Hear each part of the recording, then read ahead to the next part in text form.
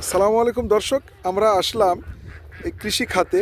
আর কৃষি খাতে হচ্ছে দেখেন রসুন লাগাচ্ছে, এটা হচ্ছে তৃতীয় স্টেপে রসুনটা লাগানো হচ্ছে। যে আল্লাহ গজব দিছে, দেওয়ার পর সম্পূর্ণ ডুবে গেছে। সেকেন্ড টাইম দেখেন এইগুলো জমিতে রসুন লাগান ছিল। দেখেন দর্শক, এই দেখেন।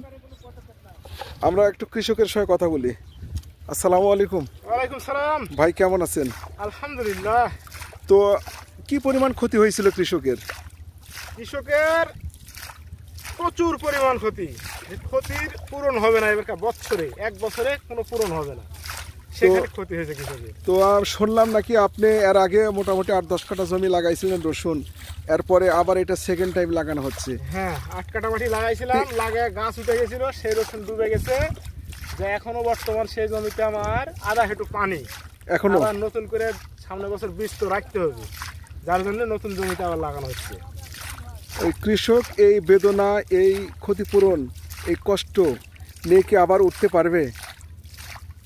এবং সরকারের কি পদক্ষেপ, বর্তমান যে সরকার তাদের কি পদক্ষেপ, কৃষকদেরকে কি সাপোর্ট দিচ্ছেন উনি? বর্তমান সরকার কৃষকের বাঁশ দিচ্ছে।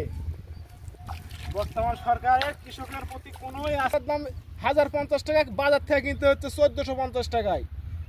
এক বস্তা টিএসপির দাম সরকার মূল্য হচ্ছে 1350 টাকা, কিনতে হয় 2200 টাকায়। তাহলে কৃষকের বাঁশ দিচ্ছে না, কি করছে? তো যদি সারগুলো যদি এইভাবে না নিয়ে যদি ডিলারের মাধ্যমে নাও তাহলে সুবিধা হতো। ডিলারের মারফতে নিলে সুবিধা হবে, কিন্তু মনিটাইজেশন করতে হবে সরকার। খালু আছে তাদের সুবিধা হবে, দলীয় লোকজনের সুবিধা হবে। সরকারকে কাফাটা কৃষক তার কোনো সুবিধা নাই, যারা দলীয় লোক তারা ঠিকই নিয়ে এসে বিক্রি করে খাচ্ছে। তো কৃষি ব্যাংক, সরকারি যেগুলো ব্যাংক আছে, এই ব্যাংকগুলো যে ঋণ দিচ্ছে, তো কৃষকের তো কোনো সাপোর্ট দেয় না। যদি অল্প মানে পরিমাণ সুদে একটা বৃহৎ যদি ঋণ দিত কৃষকের, তাহলে কেমন হতো? সরকারের কোনো প্রতিনিধি যদি মাঠ পর্যায়ে থাকতো তাহলে কৃষকের সুবিধা হতো।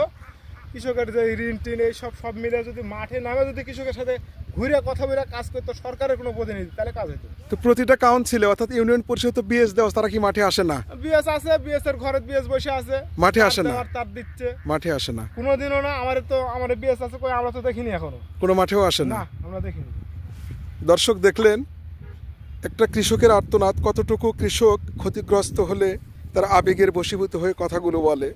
কারণ কৃষকের জায়গা কোথায়? বাংলাদেশের কৃষক, তারা দুমুঠো খাওয়ার জন্যে এত পরিশ্রম করে, কিন্তু আসলে তারা কি সত্যি দুমুঠো পেট ভরে খেতে পায়? আসলেই পায় না। তারা যখন ব্যাংকে ঋণ নিতে যায়, তাদেরকে 15-20 হাজার টাকা হচ্ছে ঋণ প্রস্তাব বলে যে এটা নিব। তারা এই 20 হাজার টাকা দিয়ে কী করবে, 30 হাজার টাকা দিয়ে কী করবে? তাদের কিন্তু কোনো সাপোর্টও দেওয়া হয় না। তাদেরকে যদি অল্প সুদে ন্যূনতম 1 লাখ টাকা থেকে শুরু করে 5 লাখ 7 লাখ টাকা যদি ঋণ দেওয়া হতো, তাহলে হয়তো বা কৃষকরা পুনরায় এই ফসল উৎপাদন করে স্বাভাবিক জীবনে ফিরে আসতে পারত। আসলে বাংলাদেশের কৃষক সত্যি এত হতভাগা যে তাদের পাশে কেউ কখনোই দাঁড়ায় না। প্রিয় দর্শক, আমার ভিডিওটা যদি ভালো লেগে থাকে তাহলে অবশ্যই লাইক, শেয়ার এবং কমেন্ট করে আমার পাশে থাকবেন। সকলের সুস্বাস্থ্য কামনা করে আমি বিদায় নিচ্ছি। আসসালামু আলাইকুম।